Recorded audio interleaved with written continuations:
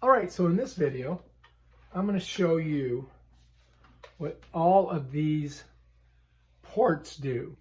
Reset button, Ethernet cable, telephone, USB-C on and off, uninterrupted power supply, and regular power supply. I don't know why they have that, because you could just plug your regular block into your, your surge protector and your external battery, but they have it. So anyway, we're going to go through all that stuff, and I'm going to talk about it and tell you how it all works. All right, so let's go over these ports. I'm just going to give you a quick explanation of each one. Reset button, LAN or Ethernet cables, 2 of them. And this is for telephone. Let's put that back in there for now. This is a USB-C, which is what all the new Apple devices are coming with. This is the on and off button. And this is an unlimited power supply plug-in. Now, I looked all over the internet to try to find a power supply plug-in that looked like this, and I could not find one. They all were different than what I saw. And I don't know if T-Mobile sells one or not. Down here, there's a power input. This is where you put your power in. Bam, done. And then the on button is right here. It's already on. And I'll show you. So it's clicking.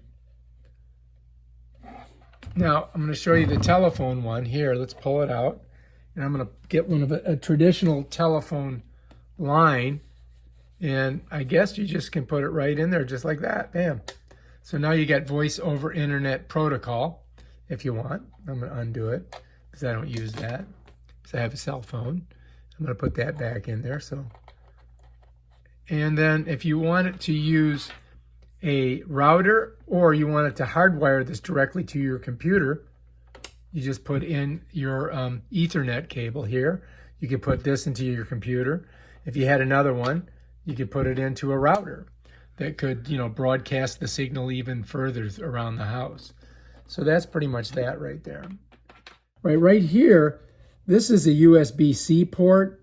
And, what's weird is that, when you have a router or a modem, you can put a external hard drive on your routers or modems, like these right here.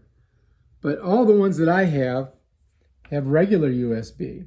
But the new iPhones and the iPads all have USB-C ports. So if you're going to add an external hard drive to share information from, you're going to need a USB-C for the connector on here from that hard drive. All right. Now the on and off button, that when it's half depressed, it's on.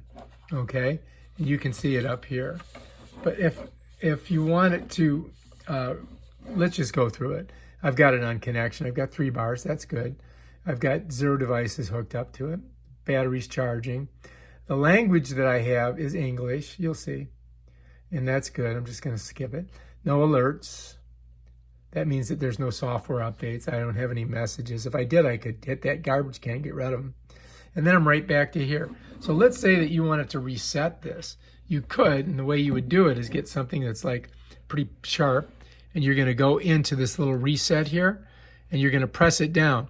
If you press it down and then let go of it within a count of 4, all it's going to do is go back into mode. But if you hold it, it'll go to factory reset, and it'll factory reset. So I'll just do it I'm going to do it for less than 4 seconds. I'm going to push it in there, and you're going to notice when I do what happens to the front screen. Reset button, 1, 2, 3. Let's pull it out. All right, so we just released the button to restart it. Now we're just going to basically restart this. So if I'd held it past 5, it would go to factory restart. And then it would wipe out my T-Mobile app and all that stuff, and I have to redo it all. So anyway, we're going to go ahead and let it restart again. And if you look, it's restarting now. And that's just a way for you, sometimes you got to turn your thing off and turn it back on. That's just a reset button. You could have just pressed the on and off button, and it would have worked the same. So those are the ports and what those things do in the back there. So, but what baffles me is this, because I could not find on Amazon or on T-Mobile site a power supply that had this type of connective plug. So they must gonna be selling one of these. This would be, let's say, if you had an uninterrupted power supply. Let's say a hurricane comes and knocks out the electricity.